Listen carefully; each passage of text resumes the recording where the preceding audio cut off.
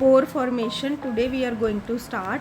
So some bacteria, fungi, mosses and ferns reproduce by forming the spores. So what are spores? These are tiny, very small spherical unicellular bodies which are covered by a thick wall.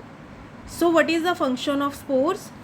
The spores give rise to new individuals. Each spore develop into new individual during favorable conditions. Now the spores are formed in the spore sac. This is spore sac. Inside this spore sac, spores are formed and each spore give rise to a new individual when it is released from the spore sac. तो जब ये spore sac से बाहर निकलते हैं तब इनसे नए individuals बनते हैं.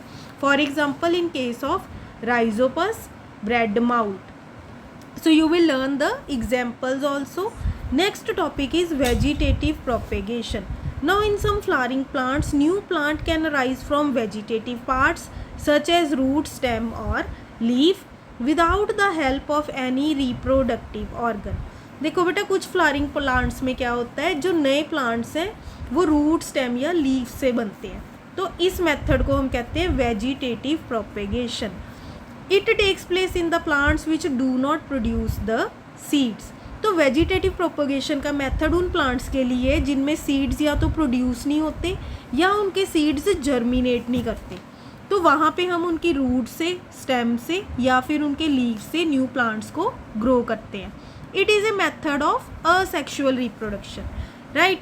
Asexual means in which only one parent is involved. There is no fusion of gametes, no seed formation. So vegetative propagation can occur by natural method or by artificial method. First of all, natural methods, it is by underground stem. So there are some plants in which underground stem have buds which act as means of vegetative propagation. जैसे कि बेटा tubers होते हैं potatoes के case में. Tuber एक swollen flashy underground stem को कहते हैं जिसके ऊपर छोटे छोटे बड्स हैं जैसे कि पोटैटो में होते हैं which are known as eyes and each eye grow into a new plant. Next is rhizome. Rhizome किस में होता है? जिंजर, बनाना.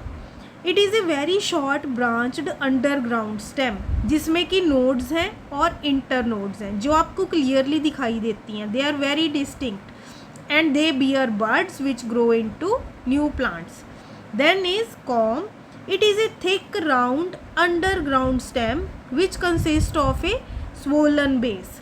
इसमें बेस कैसा है? स्वोलन है और सराउंडेड बाय स्केल लीव्स और उसके आसपास स्केल लीव्स होते हैं. As you can look at this diagram, it has swollen base and it is surrounded by scale leaves. It has one or more buds which grow into new plants. इसमें भी buds होती हैं बेटा जिससे नए plants बनते हैं. For example, in case of gladiolus. तो आपको क्या लर्न करना है? अंडरग्राउंड स्टेम में आपको 3 टर्म्स लर्न करनी है: tuber, rhizome and com. Now next is bulb, which is an underground stem with a bud and membranous leaves called scales. For example, in garlic, tulips, onion, you all can see the bulbs. They grow from bulbs. Next is biaerial stem. Aerial means which is above ground. इससे पहले बेटा हमने discuss किया underground, अब हम discuss करेंगे aerial. जैसे कि स्ट्रॉबेरी है, उसमें जो सॉफ्ट ब्रांचेस होती हैं which are arising from the base of stem वो बेंड कर जाती हैं और सॉइल के अंदर टच करती हैं. वहाँ से रूट्स और बड्स डेवलप होते हैं, right. And finally they develop into a new plant. ये देखो, ये ब्रांच है. When it will touch the soil, roots will develop and buds will develop the shoots.